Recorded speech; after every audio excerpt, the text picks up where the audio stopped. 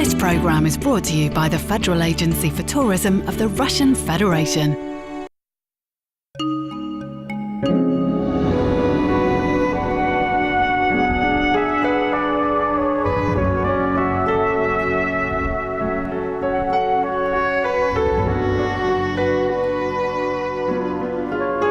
The Ural Mountains are a natural boundary between Russia's European and Asian parts. It's spring, but the local climate allows skiing until early May, as we shall see in this issue of Russian Life.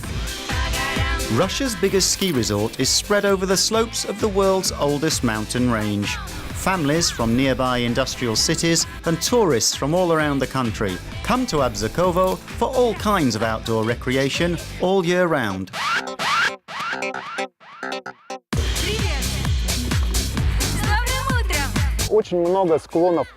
There are plenty of gentle slopes, excellent for beginners, so you can visit with the whole family.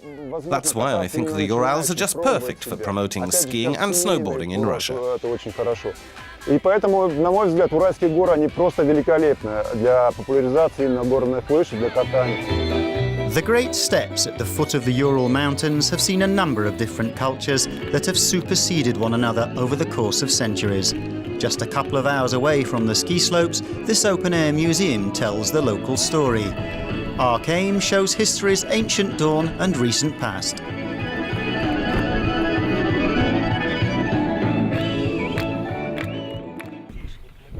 This heritage site was discovered in 1987. The unusual settlement dates back to the 17th century BC. Its circular clay walls defended the thousands of inhabitants who lived in these beautifully designed dwellings. The precious foundations of the ancient city are now kept safe under the ground.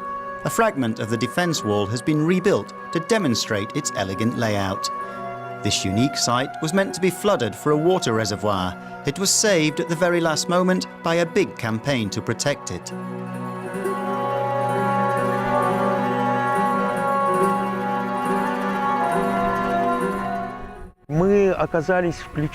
We found ourselves at a key point in history in this steppe region. We discovered the key to the whole Indo-European formation, which became the basis for so many later cultures, Ugric, Turkic, and so on. Of course, we couldn't miss this opportunity to showcase the wonderful history of this steppe and its relations to world civilizations. Archaeologists found marks of an advanced prehistoric people occupying this area from the 3rd millennium BC. Local hunting tribes discovered how to domesticate horses and made the important shift from temporary shelters to permanent dwellings. Today, at the vast museum site, we find carefully restored dwellings of Stone Age man, built with tools and techniques of the time. We recreated these dwellings using archaeological data found on several dozen excavations around this region. We've integrated many construction elements of the actual Stone Age buildings, which we managed to identify. For instance, a house that burned and collapsed thousands of years ago left an imprint of its roof opening on the floor, giving us an idea of its size and so on. We used our logic and some advice from building engineers. The early Iron Age burial mounds, also recreated in the Arc Aim Reserve, show how the tribes of the Ural steppes built full-scale houses for their deceased leaders, so they could lead their normal way of life in another realm.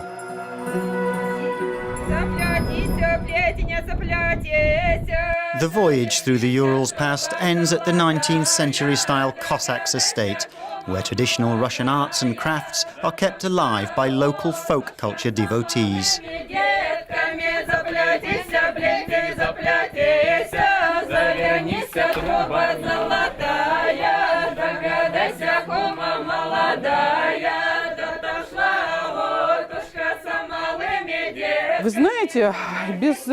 You know, without a past, there's no future. People who forget their past lose the links to their culture, especially in today's urbanized world.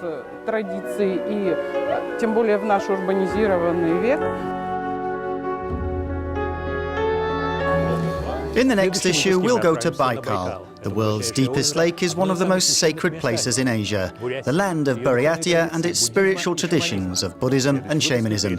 That's in 2 weeks' time in Russian Life.